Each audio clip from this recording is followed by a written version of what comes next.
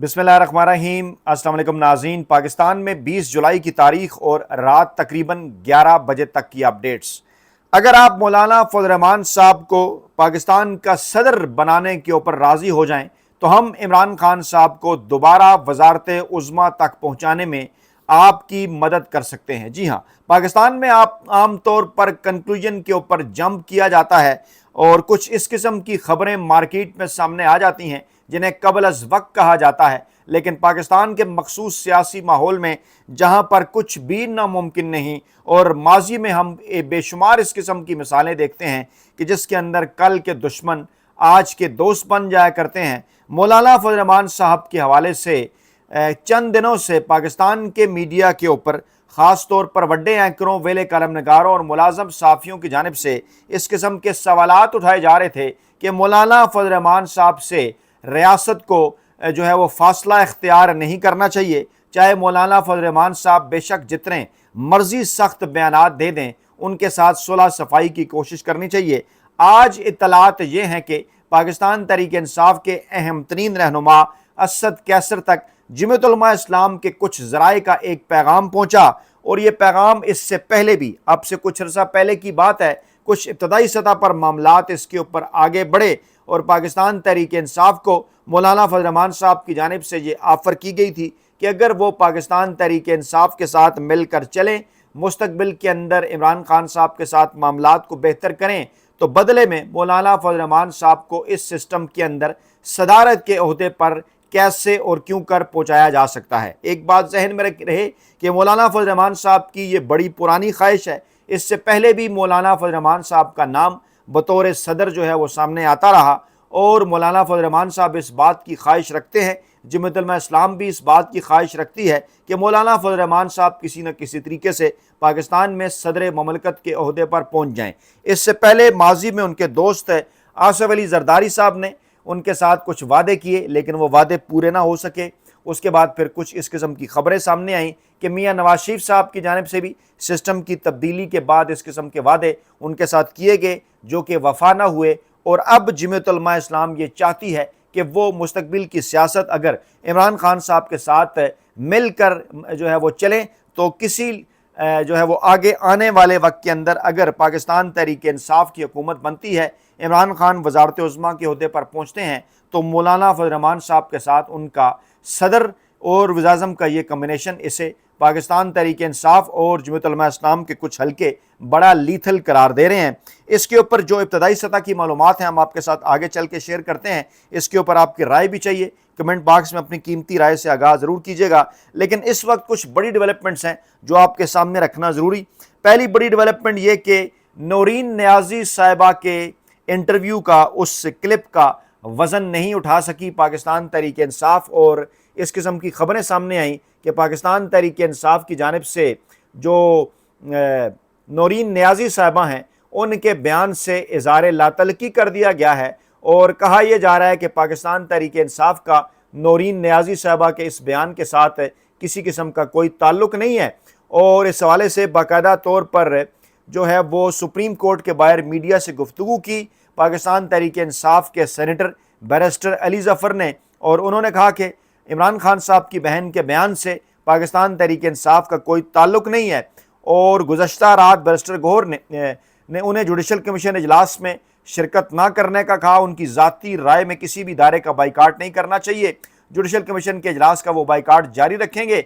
और senator Ali Zafar high court जजेस तैनाती से मुतल्लिक इजलास में शरीक नहीं होंगे। दूसरी जानिब जब उनसे पूछा गया नौरीन नियाज़ी साहबा के बयान के हवाले से, तो उन्होंने कहा कि जो इमरान खान साहब की बहन का बयान है जो उन्होंने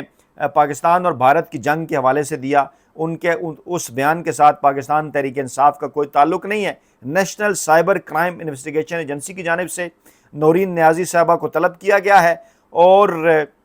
जो आखिरी इत्तलात हैं उनके मुताबिक नौरीन नियाज़ी पेश नहीं हुई। उनके वकील फैसल मलिक पहुँचे और उन्होंने नौरीन नियाज़ी साहबा की तरफ से जो है वो जवाब जमा कराया। अब जहाँ ये सवालात उठ रहे हैं कि नौरीन नियाज़ी साहबा के बयान के हवाले से तो national cyber crime investigation agency active हो गई, जहाँ तक मौलाना फजल रहमान साहब के बयान की बात है उस पर ये एजेंसी एक्टिव क्यों नहीं हुई। और अगर मौलाना फजल रहमान साहब का बयान जिसकी दबे अल्फाज में मजम्मत پیپلز پارٹی اور مسلم لیگ نواز کی جانب سے، استحکام پاکستان پارٹی کی جانب سے بھی کی گئی، پاکستان تحریک انصاف کی جانب سے بھی کی گئی۔ سوالات اٹھ رہے ہیں کہ اگر مولانا فضل الرحمان صاحب نے کوئی غلط بیان دیا ہے، آئین اور قانون کے خلاف اگر انہوں نے کوئی بیان دیا ہے، تو اس پر ابھی تک آصف زرداری صاحب جو صدر پاکستان ہیں ان کا رد عمل کیوں نہیں آیا؟ اس پر ابھی تک شہباز شریف صاحب جو پاکستان کے چنتخب وزیر اعظم ہیں ان کا ابھی تک رد عمل کیوں نہیں آیا؟ اس پر ابھی تک بلاول بھٹو زرداری صاحب کا، مریم نواز صاحبہ کا، اور سب سے بڑھ کر خاص طور پر میاں نواز شریف صاحب کا اس حوالے سے ابھی تک کوئی موقف جو ہے وہ کیوں سامنے نہیں آیا؟ سوالات اٹھ رہے ہیں کہ اگر آپ کے خیال میں مولانا فضل الرحمان صاحب کا یہ بیان درست نہیں ہے تو پھر تو آپ کو اس حوالے سے جو ہے وہ باقاعدہ طور پر ایک بیان جاری کرنا چاہیے، اس کے اوپر جناب آپ کو ایک رد عمل دینا چاہیے۔ لیکن اس وقت خبر جو گردش کر رہی ہے مارکیٹ کے اندر وہ جناب مولانا فضل الرحمان صاحب کی وہ خواہش ہے جو کہ کسی نہ کسی طریقے سے صدر مملکت کے عہدے تک پہنچنا چاہتے ہیں، اور اس حوالے سے جمعیت علماء اسلام نے پاکستان تحریک انصاف سے کچھ تازہ ترین رابطے کیے ہیں۔ کہا یہ جا رہا ہے کہ عمران خان صاحب اور جمعیت علماء اسلام، پاکستان تحریک انصاف اور مولانا فضل الرحمان ایک لیتھل کمبینیشن پاکستانی اسٹیبلشمنٹ کے لیے اور اس کے ساتھ ساتھ پاکستان کے روایتی سیاسی مافیا کے لیے ثابت ہو سکتے ہیں۔ کچھ لوگ جنہیں مولانا فضل الرحمان صاحب کے بیان کے حوالے سے شکوک و شبہات ہیں کہ مولانا فضل الرحمان جو کہ ہمیشہ نپی تلی بات کرتے ہیں، آخرکار کیوں اور کیسے ان کے منہ سے مسلسل گزشتہ 2 دنوں سے اس قسم کے الفاظ اور اس قسم کے بیانات نکل رہے ہیں، سامنے آ رہے ہیں، جو کہ پاکستانی اسٹیبلشمنٹ کو تکلیف پہنچانے والے ہیں۔ براہ راست طور پر وہ نام نہیں لے رہے، تم کہہ کے مخاطب کر رہے ہیں، لیکن سب کو اس بات کا اندازہ ہے کہ مولانا فضل الرحمان صاحب یہ بیان کس حوالے سے دے رہے ہیں۔ 2 بڑی ڈیولپمنٹ اور بھی ہیں جو کہ ان معاملات کی جو ہے وہ سنجیدگی کی جانب مزید ایک سگنل دیتی ہیں، اشارہ کرتی ہیں کہ کیسے اس وقت جو پاکستان کی اسٹیبلشمنٹ ہے اسے مشکل ترین صورتحال کا سامنا ہے، اور ایسے موقع کے اوپر اگر مولانا فضل الرحمان صاحب اس قسم کی بیان بازی جاری رکھتے ہیں اور پتہ نہیں چلتا کہ مولانا فضل الرحمان صاحب کو اس بیان بازی کے حوالے سے آصف زرداری صاحب کی حمایت حاصل ہے، میاں نواز شریف صاحب کی حمایت حاصل ہے، یا پھر پاکستان تحریک انصاف جنہوں نے ان کے بیان کے اوپر تنقید کی، کہیں ان بٹوین دا لائن مولانا فضل الرحمان صاحب پاکستان تحریک انصاف کی ہمدردیاں بھی حاصل کرنے کی کوشش تو نہیں کر رہے؟ یہ بڑے سوالات ہیں۔ لیکن جو 2 بڑی ڈیولپمنٹ اس دوران ہوتی ہیں، ایک تو خارجہ محاذ کے اوپر ہوتی ہے، ایرانی وزیر داخلہ سکندر مومنی صاحب 2 روزہ دورے پر پاکستان پہنچتے ہیں۔ اس وقت جو صورتحال ہے ایران اور امریکہ کے درمیان، 7-8 دن مسلسل امریکہ کی جانب سے ایران پر حملے کیے جاتے ہیں، ایران کی جانب سے جوابی کارروائیاں مشرق وسطیٰ کے ان ممالک کے اندر جہاں امریکی اڈے موجود ہیں، اور وہ ممالک شدید ترین پریشانی کا شکار۔ سعودی عرب کے حوالے سے پہلے یہ کہا گیا کہ پاکستان سے گلہ کیا جا رہا ہے، شکوہ کیا جا رہا ہے کہ ہمیں آپ کا انتظار ہے کہ اب آپ کب ایران کی جانب سے سعودی عرب پر کیے جانے والے ان حملوں میں پاکستان اپنا جوابی رد عمل دے گا۔ اس کے بعد پھر خبر جناب اردن اور بحرین کے حوالے سے بھی آتی ہے کہ اردن اور بحرین سعودی عرب کے ساتھ وہ ممالک جہاں پر ایران کی جانب سے جوابی رد عمل کے نتیجے میں انہیں نقصانات کا سامنا کرنا پڑ رہا ہے، کیونکہ وہاں پر بھی امریکی اڈے موجود ہیں، ان کی جانب سے بھی اس خواہش کا اظہار کہ وہ بھی پاکستان کے ساتھ دفاعی تعاون بڑھانا چاہتے ہیں، سعودی عرب کی طرز پر پاکستان کے ساتھ معاہدہ کرنا چاہتے ہیں۔ اور اسی دوران جناب ایرانی وزیر داخلہ کی پاکستان آمد کی اطلاعات آ جاتی ہیں، اور خاص طور پر ایسے موقع کے اوپر کہ جب حوثی گروہ سعودی عرب کے خلاف بحری ناکہ بندی کا اعلان کر دیتے ہیں، اور کہا یہ جاتا ہے کہ یمن میں حوثی جنگجوؤں نے سعودی عرب کے خلاف بحری ناکہ بندی کا اعلان کرتے ہوئے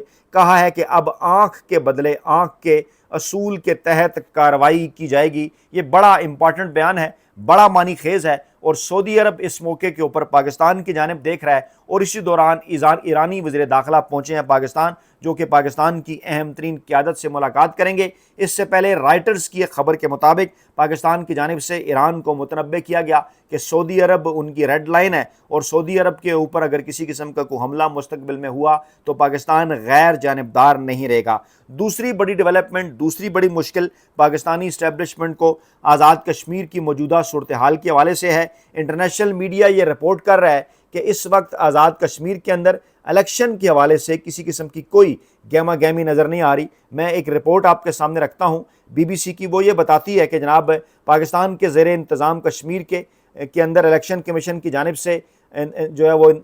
27 جولائی کی تاریخ طے کی گئی ہے انتخابات کی، لیکن لوگ نہ تو اپنے امیدوار کی کھل کر حمایت کرتے ہیں اور نہ ہی کالعدم قرار دی گئی تنظیم جموں کشمیر جوائنٹ عوامی ایکشن کمیٹی کی جانب سے دیے گئے دھرنے اور احتجاج کی مخالفت کرتے ہیں۔ آف کیمرہ اگر لوگوں سے بات کی جائے تو اپنی جماعت کے امیدواروں کو سپورٹ ضرور کرتے ہیں، لیکن جب انہیں کہا جائے کہ وہ کیمرے کے سامنے آ کر بات کریں تو وہ ایسا کرنے کو تیار نہیں ہیں۔ لوگوں کی اکثریت جو ہے وہ عدم دلچسپی ظاہر کر رہی ہے اور کھل کر حمایت نہ ہونے کی وجہ سے جو امیدوار ہیں وہ جناب بالکل ایک ڈرائنگ روم جیسی سیاست تک محدود ہو کر رہ گئے ہیں اور کسی قسم کی کوئی انتخابی مہم وہاں پر نہیں چل رہی۔ دونوں جو جماعتیں ہیں پیپلز پارٹی اور مسلم لیگ نواز کسی قسم کی ایکٹیویٹی وہاں پر ابھی تک جنریٹ کرنے میں مکمل طور پر ناکام ہے۔ ملک کی جو سب سے بڑی اپوزیشن سیاسی جماعت ہے پاکستان تحریک انصاف، ان کی جانب سے انتخابات کے بائیکاٹ کا اعلان کیا گیا ہے اور اس وقت وہاں پر نوجوان اور خواتین خاص طور پر جن کے اندر عمران خان صاحب اور پاکستان تحریک انصاف کی مقبولیت ہے وہ اس وقت ان الیکشن کے اندر کسی صورت کسی قسم کا کوئی حصہ لیتے نظر نہیں آ رہے، اور اگر وہاں پر اگر کچھ لوگ الیکشن ایکٹیویٹیز میں انتخابی مہم میں کسی قسم کا اگر کوئی حصہ لیتے بھی ہیں تو ان کے حوالے سے عام جو کشمیری ہیں ان کی جانب سے سہولت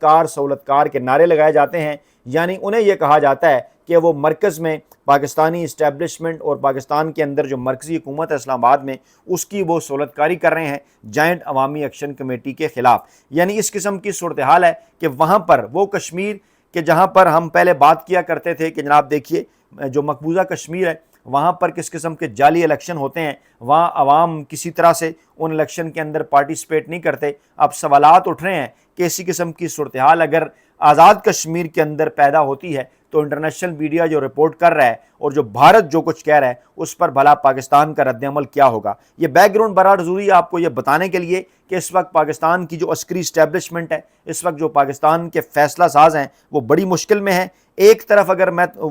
جو تمام کے تمام سٹیک ہولڈرز ہیں اگر میں ان کا جائزہ لوں تو اس وقت آصف زرداری صاحب ان کی یہ خواہش ہے کہ وہ پاکستانی اسٹیبلشمنٹ سے بلاول بھٹو زرداری صاحب کے لیے وزارت عظمیٰ حاصل کریں اور بدلے میں وہ اس کے کچھ بھی کرنے کو تیار ہیں۔ دوسری جانب اسٹیبلشمنٹ کی خواہش ہے کہ وہ 27ویں 28ویں ترمیم کے حوالے سے پیپلز پارٹی کی سپورٹ حاصل کریں، اور خاص طور پر انمول پنکی اور ڈرگ کوئن کا جو کیس ہے کراچی اور سندھ کے اندر اسے ایک دباؤ قرار دیا جا رہا ہے پاکستانی اسٹیبلشمنٹ کی جانب سے پاکستان پیپلز پارٹی کے اوپر۔ دوسری جانب میاں نواز شریف صاحب جو ہیں وہ اس وقت خفیہ ایجنسی کے اندر اہم ترین عہدے پر اپنی مرضی کی تعیناتی چاہتے ہیں، اس حوالے سے وہ پوری کوشش کر رہے ہیں۔ شہباز شریف صاحب کو بھی انہوں نے پیغام دیا، مریم نواز صاحبہ کو بھی انہوں نے کہا کہ اس حوالے سے اسٹیبلشمنٹ کو راضی کرنے کی کوشش کی جائے۔ اسٹیبلشمنٹ وہاں پر اپنی مرضی کی تعیناتی جو ہے وہ چاہتی ہے، اور یہ اطلاعات بھی ہیں کہ میاں نواز شریف ہر صورت باقاعدہ طور پر آمنے سامنے ہیں اس تعیناتی کے حوالے سے، اور وہ یہ پیغام پہنچا چکے ہیں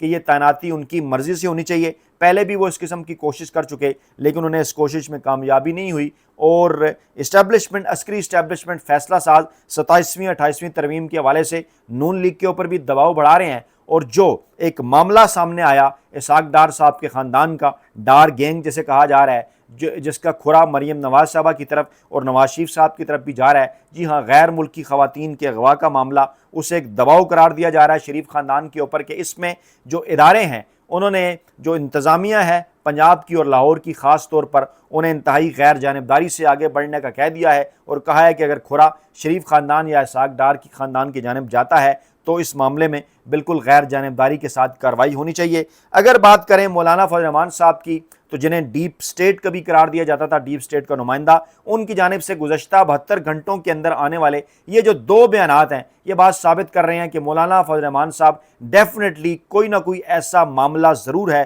کوئی نہ کوئی وہ جسے کہتے ہیں کہ مولانا فضل الرحمان صاحب کوئی بھی بات اس طرح سے نہیں کرتے، ان کے پیچھے کوئی نہ کوئی مقاصد ہوتے ہیں، یا تو وہ دباؤ بڑھانا چاہتے ہیں پاکستانی اسٹیبلشمنٹ کے اوپر آزاد کشمیر الیکشن سے پہلے اور اس سے پہلے جو نئے آگے چل کر انتخابات کے حوالے سے یا قومی حکومت کے حوالے سے بات ہو رہی ہے، مولانا فضل الرحمان صاحب اس کے اندر اپنا حصہ چاہتے ہیں، یا پھر وہ ایک تیر سے دو شکار کرنا چاہتے ہیں، کیونکہ اطلاعات یہ بھی ہیں کہ جمعیت علماء اسلام کی جانب سے جو پاکستان تحریک انصاف کی قیادت کے ساتھ رابطے ہوئے جس میں اس خواہش کا اظہار کیا گیا کہ مولانا فضل الرحمان صاحب اور جمعیت علماء اسلام پاکستان تحریک انصاف اور عمران خان صاحب سے